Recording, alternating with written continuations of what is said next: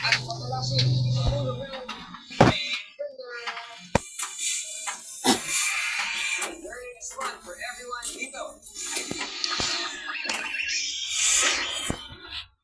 Good morning mga I-Believer!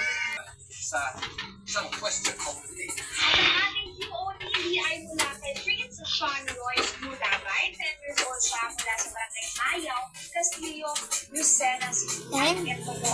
Hindi siya ay, oo nga, no? Nakakabigli kasi maraming tao nakatakot sa multo at sa mga aswang. Kuya, please. Pero alam mo, kilala ko. Pero hindi po siya natatakot sa mumu tsaka sa injection. Hindi. Maraming bagay o kaya situation na nakakatakot para sa iba. Sabay-sabay natin alamin.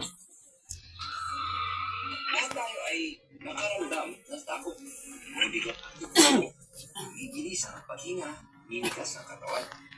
Nagpapawisan ng malamig o parang pinipigat ka siya. Familiar ba? Ang takot ay nararamdaman natin pag isa panganib o nangangambata. Nagkakaroon na tayo ng physical reaction. Ang pagsasalita sa harap ng maraming tao o panonood ng nakakatakot na pelikula ay hindi naman delikado. Pero kakaiba ang kinikilos ng katawan natin. Salamat sa ating mga ninuno. Alam na natin ngayon ang gagawin pag may peligro. Ang fight or flight reaction ay nangyayari pag may panganib. Tulad ng osong umaatak, ang utak natin ay naglalabas ng hormones na nagsasabi sa katawan natin na huwag bumalaw o kaya ay tumakas. Isa sa hormones na ito ay adrenaline.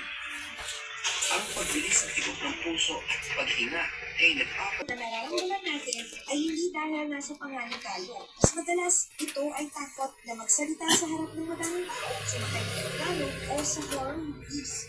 Mahirap tanggalin ang ganitong takot dahil ito yung experience ng magiging reaction ng katawan mo. Dahil nakakatakot na ng kapamilya. Ang good news ay may solusyon para matanggal ang takot yan. Kapag sinanay mo sa iyo na magsalita sa harap ng madaming tao, may pag-asa, may tama ang reaksyon ng utak mo at masasanay na to sa ganitong sitwasyon.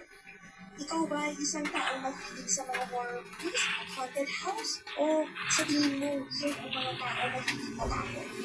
Para isipan ka rin sa mga researcher kung bakit ang tao na sa mga sa larangan ng computer science, ang pagiging takot ay pwedeng maging isang kapanapanabik at nakakaadik na karanasan. Gusto ng mga tao ng bagong experience na safe sila. Ang mga nakakatakot na pelikula at haunted maze ay nagbibigay ng safe space na yun. Kung saan, conscious tapos na sobrang takot ay pwedeng lumabas ng mga endorphins na nagpapasaya sa ating dopamine ang konektado sa reward center ng utak. Alam mo na ano ba yung takot sa bagay na hindi nila alam o kulang ang alam nila. Ang tawag dyan ay agnosophobia, so fear of not knowing. Pero huwag kayong mag-alala kay matakot. Dahil dito ay marami pa tayong malalaman. Babalik ko lang, I believe.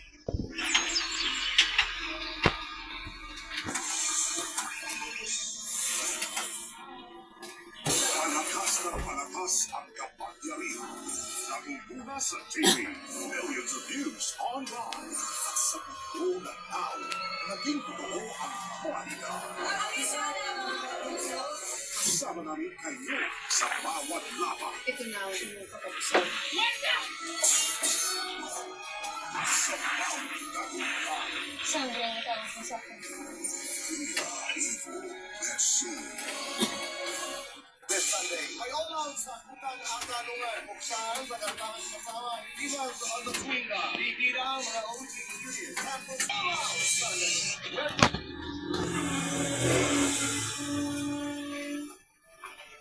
Rico. Mukha mo. Yun. Tumatakbo. Ano nga ba ang nangyari sa kanila? Alalaman na natin ang katotohanan. Last day of the dinosaurs. Abangan ang 3-part special para sa 7 dinosaurs. Amazing. I love your confidence. Sobrang saya. Ako, mahal ko po yung asawa ko. Mas mahal ko po yung kanya. Bakit mo sila mahal? Dahil tinanggap ka nila. Bakit? May problema sa akin. Showtime!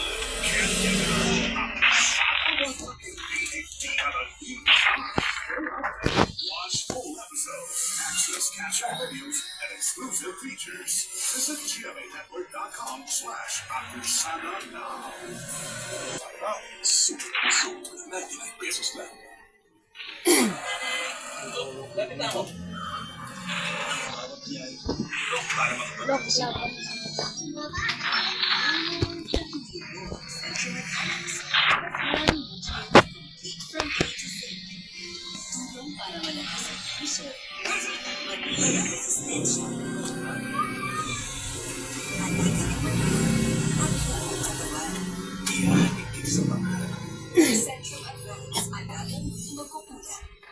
Try Palmolive Naturals. Amoy uso, it's Palmolive. Amoy araw, Palmolive pa rin. With 100% natural coconut cream. May long-lasting bango para ang buhok di